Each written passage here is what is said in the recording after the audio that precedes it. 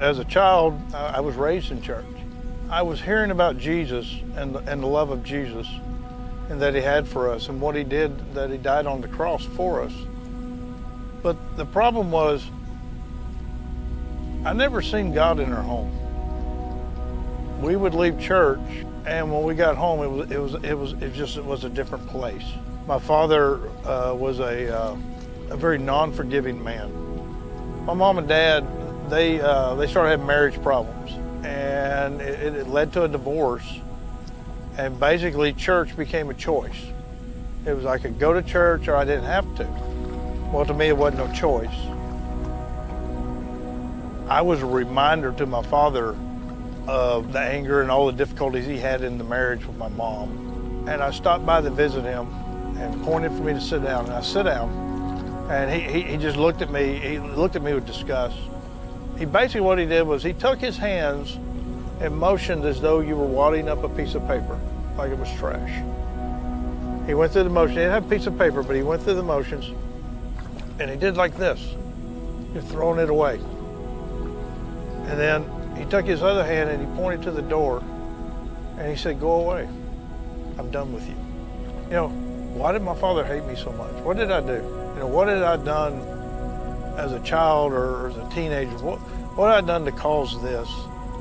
I knew, even though I was in church and I was hearing about the love of Jesus, I knew that there was just no way that I would be able to live up to God.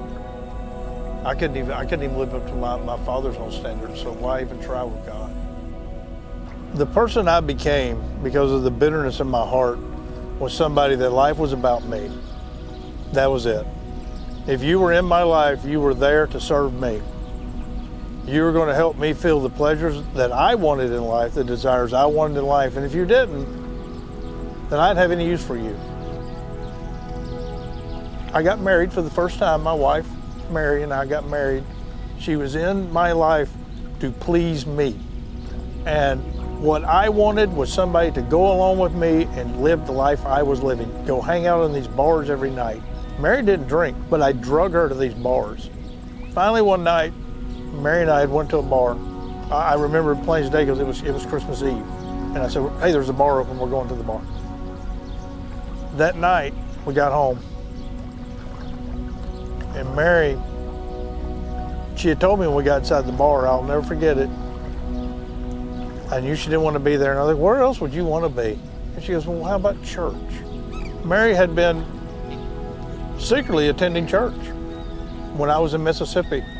And she told me that night, she said, "I can't do this no more." And she told me, she said she was a follower of Jesus,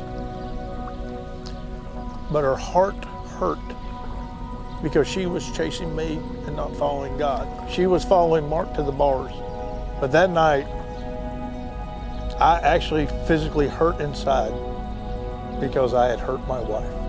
One Sunday morning, I was coming into the kitchen and I just stopped. And I really did. I felt the presence of God. I cried out and I said, "God, I know what you want, but I'm scared." Why was I scared? I was scared because I would fail God. In the kitchen that morning, Jesus come to live in my heart because I recognized who he was, the Son of God, and that I needed a Savior, and he was the only Savior. My marriage, which was self-centered around me, now my marriage is like it's got a new life. It's got a new breath. Jesus breathed life into our marriage. A man come to me and said, we need another greeter. And the preacher said that I would be a good person for it. I'm greeting, and Brody Cooper comes up from Blast&Cast. I didn't know if I was going to be able to be around a group of Christian men and be the way you're supposed to be. And what I found out was Jesus just wants you to be yourself. God's given me a purpose in life now. I've had the opportunity to share Jesus, to share my faith with others.